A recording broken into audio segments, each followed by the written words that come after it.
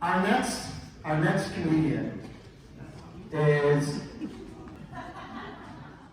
Josie Catino. She's very little. Everybody, Josie Catino. I'll see you guys in a little bit. That was very clever. Yes, I was imagining you later. Thank you, everybody. My name is Josie. I'm very, very happy to be here. I love it here. Something's happening that hasn't happened to me in a long, long time. I think I'm the youngest person in the room. I'm never leaving. No wonder why Lisa likes it here so much. Lisa's a good friend of mine. She asked me to do some comedy tonight, so I said yes. And then after I said yes, because she knows me really well, she gave me some rules. Rule number 1, no sexual humor. Rule number, I know. Unlike Lisa, they're retired, not in kindergarten. But anyway, sexual humor. Rule number 2, no swearing.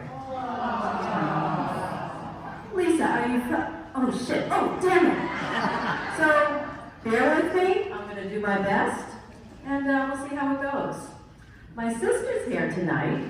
I can't tell you anything about her because of the sexual humor rule, but she's here tonight. I'm only kidding. No, I'm not. When we were younger, my sister would bring a different boyfriend home every week. And this is a true story. She brought Paul home one weekend to meet my mother. The weekend after that, she brought Mark home to meet my mother. She brought John home, and my mother said, "Madonna me and your sister, she's dating the 12 apostles. You're not praying with Jesus next week. No, you don't." And she had a phase of apostles, Italian men, Irish men. But my mother's Italian. Any Italians here tonight? Yeah. Half Italian and half asleep? Wake up, wake up. But I heard tonight, this is the Jack Sauter House, this is a Jewish retirement center. I wish I'd known. I would have brought food. Now, I'm not saying Jewish food is bad. Yes, I am. Nobody's ever said, "Oh, I went to this great Jewish restaurant." No. You guys, you have breakfast. I like the bagels, I like the cream cheese, I even like lox. After that, you got nothing. You got nothing. Italians, we can cook. My mother is an amazing cook. She makes gravy, not sauce, gravy, meatballs, cavatelli, lasagna, eggplant, delicious. Now the problem with my mother is she stores all the delicious food in butter tubs. Now you open the fridge, it's a sea of butter tubs. You might get one Cool Whip container, but it's all yellow. I can't believe it's not butter containers. And you can't believe it, it's not butter. So you never know what you're gonna get. You open the fridge, it's like a box of chocolates. You never know what you're gonna get. Now this is a true story that traumatized me. It goes nowhere else, it stays in this room. My sister and I, who I can't talk about, sexual humor, I get it. She and I would go to my mom's house for coffee. Now if you're Italian, you know coffee means coffee, cookies, cannolis, some cake, little cold cuts, prosciutto, mozzarella, mortadella. So we go over there for coffee, and my sister's having banana bread, and she asked me to go get the butter. So here we go. So I'm going to the fridge, and I see the butter container on the counter next to the fridge. Beautiful. No fridge roulette for me. I grab the container, bring it to the table, and I feel things moving in it. Thinking, this isn't butter. Stupid. I put it down and I open it up. And inside the container, my mother's dentures floating around having a party.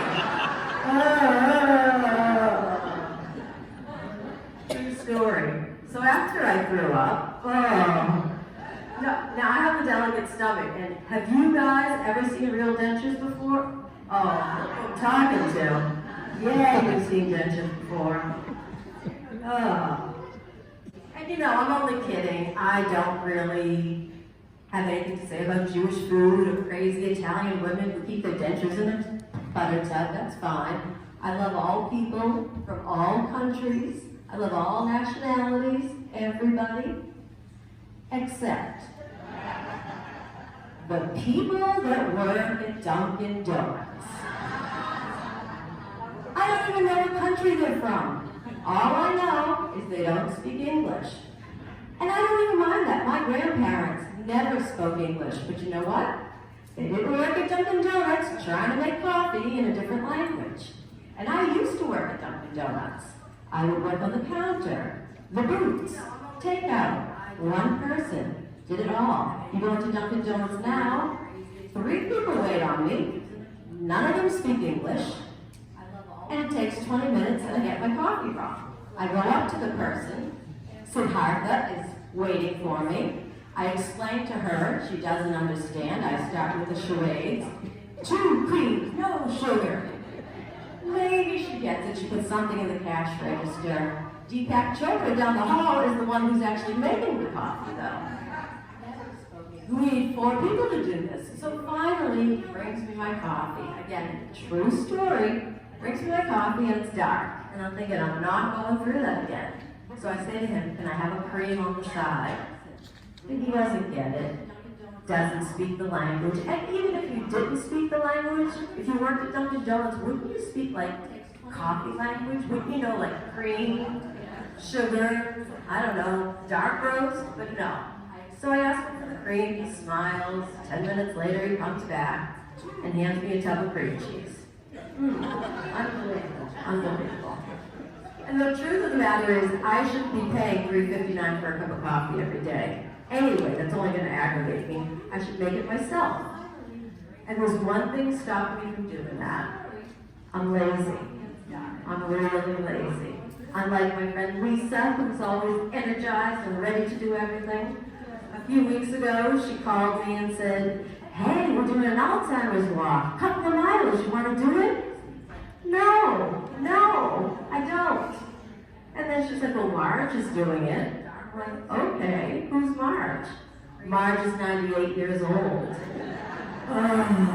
So I did the walk. But it was wonderful to do the walk, and it was wonderful to be here tonight. Thank you all very, very much.